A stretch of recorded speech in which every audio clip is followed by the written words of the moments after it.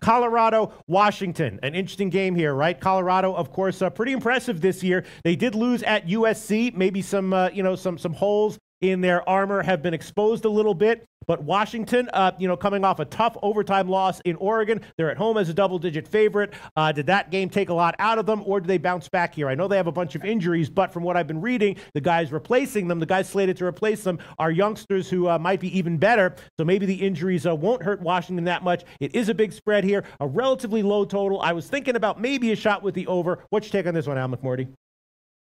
Well, we've talked about it for for the last few years, Peter. One of the things I like to do is go against a college football team that opened the season with 5 or more victories, and then they finally lose their first game of the season. We call it the bubble burst theory in our handicapping circles, and that's the situation here with the Colorado Buffaloes. They started the season 5-0. They lost last week by 11 points to USC, their first loss of the season. And if you just go against those teams on the blind with nothing else factored into it, you're going to cash 58% over the last 38 seasons in college football. And there's nothing wrong with cashing 58% over almost 400 plays. So that's one reason I want to go against Colorado here. Another is the fact that the Washington Huskies have completely dominated this series. They've won each of the last 8 meetings and covered the spread in each of the last 8 meetings. And even more impressively, they've covered the spread by double digits in each of the last 6. So that's reason number 2 I'm going to go against Colorado.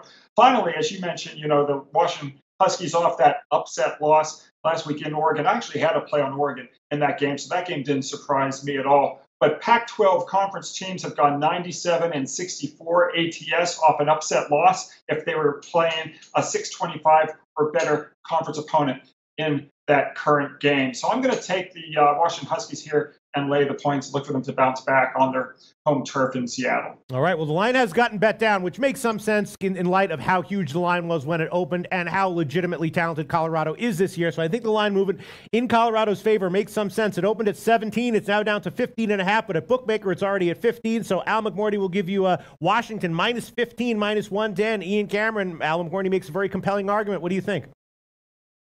I just got to say first, I heard Al's record, 35-14. When you're up 3 touchdowns with a record in a sport, you're doing something right. Congratulations to Al for that. That's fantastic. But Colorado and Washington, look, I went into that game thinking this is a big stepping spot kind of performance here for the Colorado Buffaloes, taking on the USC Trojans. It was a big-time opponent for them. What could they do about it?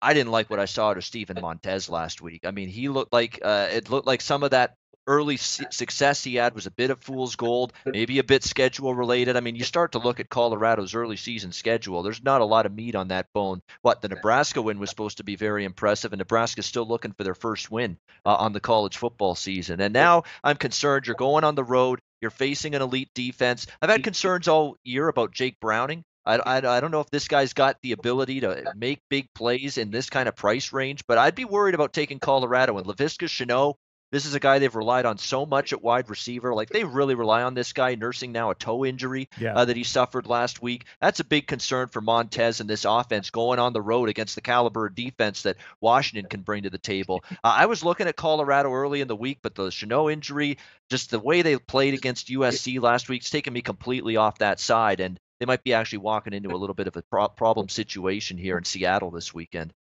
Yeah, no, I agree with you. There are some injuries on offense for Colorado that I forgot to mention in my intro that are also looming pretty large. So is this going to be a pass for you, Ian Cameron, or are you going to join Al McMordie and take Washington minus the points?